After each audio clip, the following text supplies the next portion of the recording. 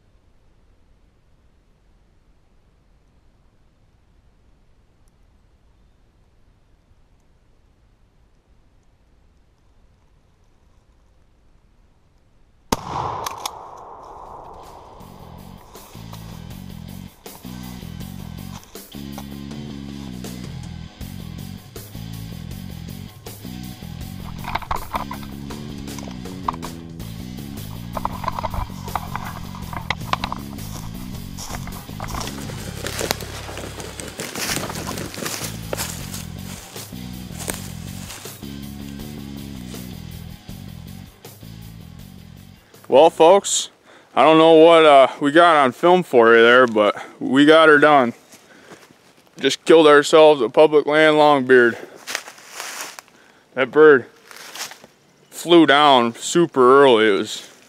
That's what happens when people aren't calling to them like crazy on the roost. You know, they won't sit up in the tree all morning. And this bird flew down pretty early, and I was trying to get through this creek bottom over here to this ravine side, so they had been flying down on the edge of that. Well, I was walking through the woods about 5:25 this morning, and I heard this thing spit and drum in the tree. So I'm like, crap. I just sat down right over here, and sure enough, when it got light, I could see a couple hens up here, and that bird was roosted right up almost above me. And when he flew down over my head. So I had to make a quick turnaround, as you could see on the camera, and I had to wait for him to clear this tree, and took him out. He's got probably an 8-inch beard, and he's just a 2-year-old. But I'm happy with him, and I am sad, though, to say that I'm done in New York. Kind of sad. Full-time cameraman for Zane Man and Kaylee. There'll be a lot more flopping to come. This is just the 2nd of May, and there's a lot of birds around still, so we're going to get this bugger tagged up, set up, and another successful morning.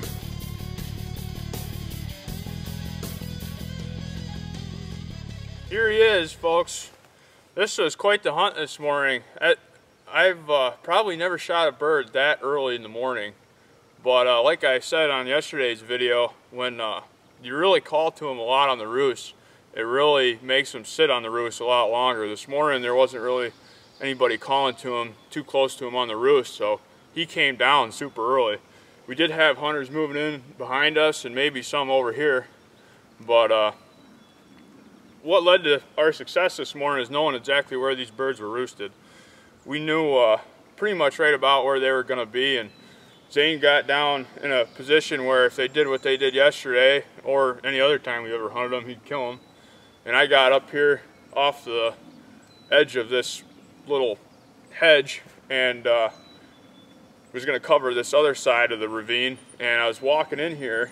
It was 5:20, it was dark. We were getting in here, we hadn't even located them this morning. We knew where they were roosting for the most part, and I heard up in the tree in the dark.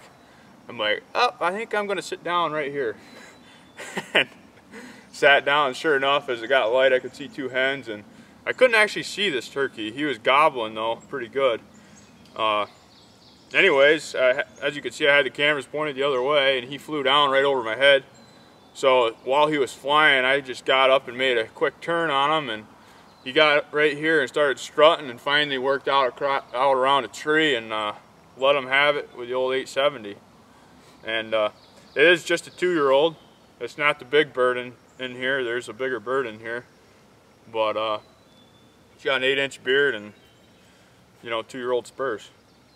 So I'm super happy with him. Any public land gobbler is a feat, right, Zane? Yeah. Zane man got it done. Yeah, the second day last year, right? Last year. Yeah, 2 years in a row now we've killed one on the second day here on public land. So pretty awesome. These birds have heard it and seen it all in here, and they didn't get past Zane man and I. We got quite a hike to get out of here, but we'll see if we can't strike one up for Zane. I appreciate everybody watching. This video is not over yet.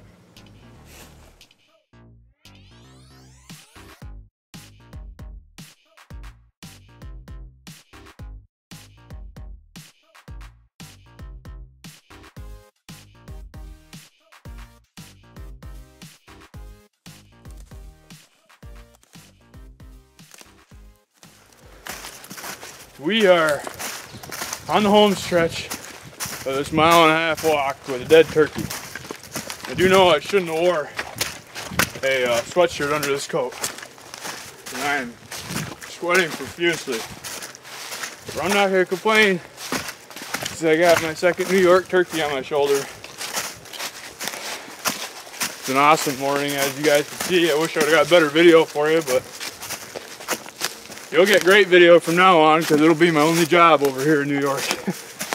Alright, so Cliff just got back to the house with his bird. And on the way back, I saw 2 birds out in one of our buddy's fields. So, see if I can get up around on them, if I haven't already made it through. But we'll see. That deer running everywhere.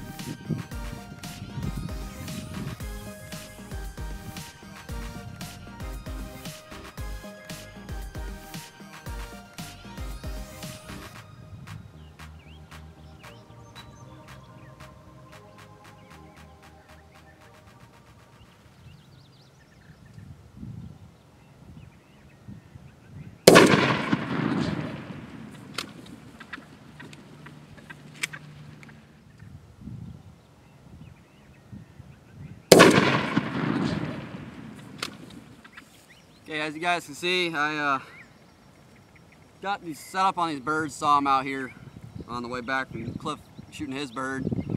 Got set up, they were out here with a couple hens gobbling and carrying on. They just wouldn't come in. So finally they came down by the woods here, went over the crest, and I decided it was now or never. I snuck up and ended up getting a shot, so worked out. Now it's on for tag 2. Well, that's going to do it for the 2nd of May. As you can see, Zane and I were both pretty successful in our hunts. I couldn't believe Zane crawling through the field up on them turkeys. I would have never thought that would have worked, ever. I can't believe that. And then the turkeys ended up coming right to where he was anyway, so he actually didn't even need to do that. He could have ended up shooting them from where he sat at in the first place. But it worked out, and sometimes the stars align and stuff like that happens. But I want to thank everybody for watching, and I'm going to answer some questions that you guys had left right here on my YouTube channel as well. These are all questions that were asked on the May 1st video, the New York opener. Chase Joyle asked what kind of video camera to use. I use a Canon Vixia HFR 700. And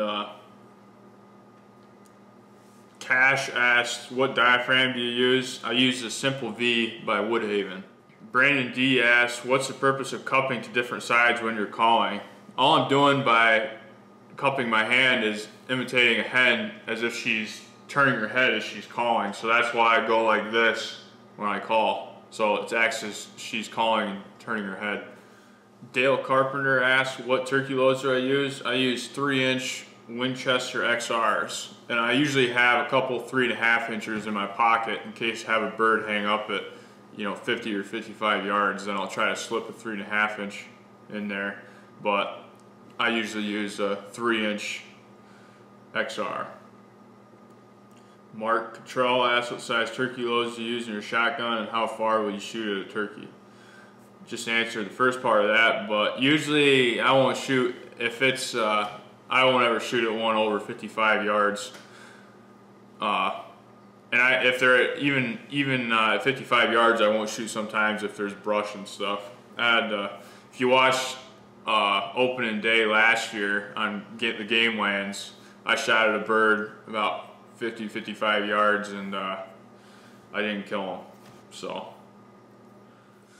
Well, that's going to do it for today's video, everybody. Tomorrow morning, we'll be out in the woods with Kaylee and her dad, and we're going to try to put a bird to bed tonight. So make sure you tune in to my channel tomorrow and watch Kaylee smack a big bird in the head, hopefully. Fingers crossed. We'll see what happens. Thanks for watching, everybody.